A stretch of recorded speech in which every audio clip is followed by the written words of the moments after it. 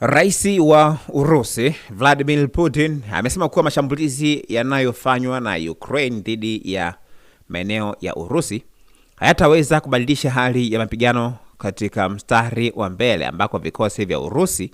vinaendelea kusonga mbele na kudhibiti maeneo zaidi. Akizungumza katika mkutano wa wajumbe wa baraza la mawaziri siku ya Jumanne, Putin amesema kuwa kile alichokiita ni mashambulizi ya kigaidi dhidi ya raia na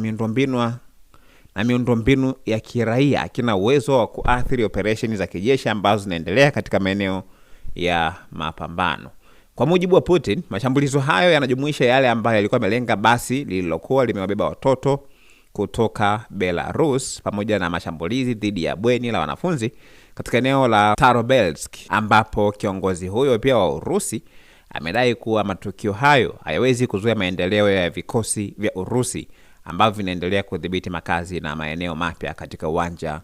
wa vita. Lakini pia Putin amesisitiza kuwa mashambulizi ambayo yanalenga raia hususan watoto yanazidi kuwapa motisha wanajeshi wa Urusi kuendelea kutekeleza majukumu yao ya kijeshi, huku akiongeza kwamba vitendo hivyo ambavyo vinafanywa na Ukraine vinaongeza dhamira ya vikosi vya Urusi katika operesheni ambazo zinaendelea nchini Ukraine.